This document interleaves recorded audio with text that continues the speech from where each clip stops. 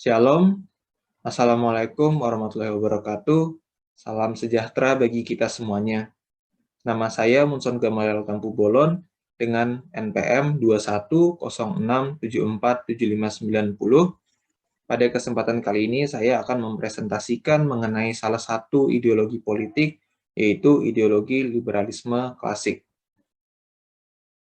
Secara umum, presentasi ini akan membahas mengenai satu, ideologi politik secara umum, dua, liberalisme secara umum, dan yang terakhir, penjelasan lebih lanjut mengenai ideologi liberalisme klasik. Pertama, kita akan membahas ideologi politik secara umum. Jadi, ideologi politik adalah seperangkat ide yang logis tentang bagaimana orang-orang hidup bersama dan disertai dengan rencana untuk mengaplikasikannya. Jadi, ideologi politik itu berisi tentang ide yang logis mengenai bagaimana kondisi yang ideal dalam masyarakat dan bagaimana cara untuk mengaplikasikan ide tersebut ke dalam kehidupan masyarakat. Ideologi politik memiliki 4 fungsi utama, yaitu yang pertama eksplanatif, menjelaskan bagaimana kondisi yang ideal dan bagaimana mengimplementasikannya supaya kehidupan masyarakat bisa sesuai dengan kondisi ideal yang dicita-citakan oleh ideologi tersebut. Yang kedua, evaluatif, yaitu menjadi dasar normatif untuk menentukan yang benar dan yang salah. Jadi menentukan mana kegiatan yang benar dan salah yang sesuai dengan nilai dan norma dalam suatu ideologi, supaya kondisi ideal yang dicita-citakan tersebut bisa tercapai. Fungsi ketiga yaitu orientasi, memberikan identitas tertentu bagi pemegang sebuah ideologi. Dan yang terakhir, terprogram, mencakup apa saja yang akan dilakukan dan bagaimana cara untuk melakukannya.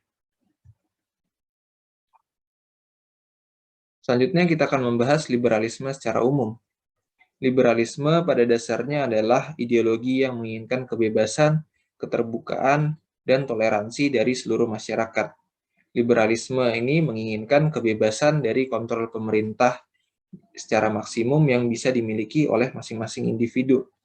Ideologi ini menganggap manusia sebagai makhluk yang rasional dan mampu untuk menyadari dan mempromosikan keinginan pribadinya. 4 fungsi utama dari liberalisme yaitu yang pertama, eksplanatif, menjelaskan bahwa kondisi sosial adalah hasil dari pilihan dan aksi rasional individu secara bebas. Yang kedua, fungsi evaluatif, yaitu masyarakat akan berfungsi dengan baik ketika individu bebas untuk melakukan sesuatu menurut yang mereka kehendaki tanpa menyakiti dan melanggar hak orang lain.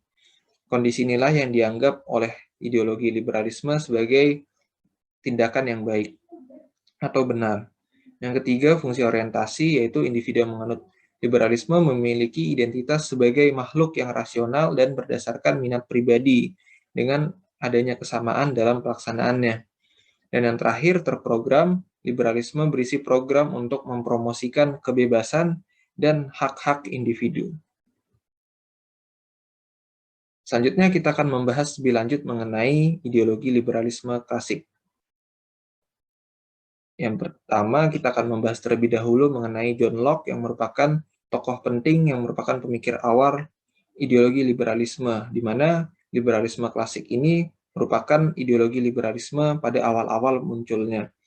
Jadi, John Locke ini pada saat itu menentang adanya absolutisme dan feodalisme yang terjadi di Inggris, yang terjadi sebelum Revolusi Inggris, dengan menekankan pada hak manusia yang diberikan Tuhan, yang diidentifikasikan sebagai hak untuk hidup, hak keadilan, dan hak properti. Selanjutnya, liberalisme klasik dalam perekonomian. Liberalisme klasik ini merupakan ideologi liberalisme pada awal-awal kemunculannya. Dan ideologi ini termasuk ke dalam ideologi klasik bersama dengan konservatisme dan sosialisme. Ideologi klasik termasuk liberalisme klasik muncul seiring dengan tahap awal terbentuknya masyarakat industri. Oleh karena itu, ideologi liberalisme klasik lebih berfokus pada aspek ekonomi. Ideologi ini muncul dengan dasar pemikiran John Locke dan diaspirasikan melalui masyarakat kelas menengah untuk menentang praktik absolutisme dan feodalisme yang terjadi di Inggris sebelum adanya Revolusi Inggris. Tema besar dari liberalisme klasik adalah komitmen penganutnya pada bentuk ekstrim dari individualisme. Pada awal abad ke-19, liberalisme klasik juga semakin berkembang dengan adanya asas laissez-faire yang menentang adanya intervensi pemerintah dalam bidang ekonomi. Asas ini secara harfiah diartikan dalam bahasa Indonesia artinya biarkan terjadi. Dan asas ini menjadi asas dasar dari perekonomian liberalisme klasik. Dalam ekonomi, liberalisme klasik percaya kepada sistem pasar bebas dan lepasnya campur tangan pemerintah dalam ekonomi. Jadi dengan adanya asas ini yang dilaksanakan dengan sistem pasar bebas dan lepasnya campur tangan pemerintah dalam ekonomi, liberalisme klasik memandang bahwa usaha tersebut merupakan bentuk untuk mencapai kemakmuran, kebebasan, dan juga keadilan sosial. Karena masing-masing individu dianggap memiliki kesempatan untuk mengembangkan atau menjatuhkan dirinya, dan itu bergantung pada rasionalitas aksi dan pilihannya yang disesuaikan dengan kondisi dalam masyarakat. Penjelasan lebih lanjut mengenai ideologi liberalisme klasik. Liberalisme klasik menggambarkan apa yang disebut oleh J.B. McPherson pada tahun 1962 sebagai possessive individualism atau individualisme posesif, di mana manusia menjadi pemilik dari dirinya sendiri dan sumber daya yang dimilikinya, dan tidak berhutang apapun kepada masyarakat atau individu lainnya. Ya, gambaran ini menyiratkan sikap yang sangat tidak simpatik terhadap negara dan juga segala bentuk intervensi pemerintah.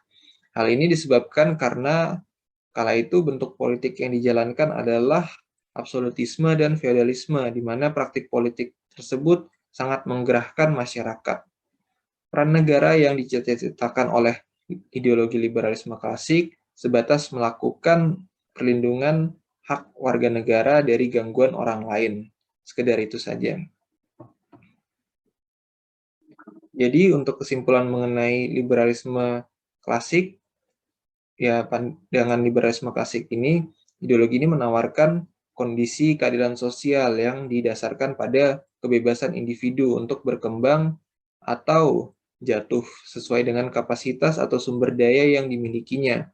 Jadi dengan kebebasan individu dan rasionalitasnya dalam memilih aksi, kontrol pemerintahan terbatas, dan juga ada sistem pasar bebas, liberalisme klasik memandang hal tersebut sebagai usaha untuk mencapai keadilan sosial.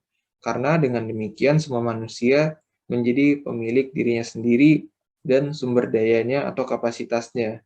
Dan juga semua manusia memiliki kemungkinan untuk berkembang atau jatuh yang juga bergantung pada dirinya sendiri dan sumber daya yang dimiliki oleh masing-masing individu.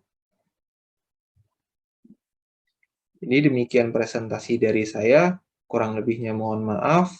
Atas perhatiannya saya ucapkan terima kasih. Jika ada pertanyaan, dapat disampaikan melalui forum diskusi Emas 2. Shalom, Assalamualaikum warahmatullahi wabarakatuh.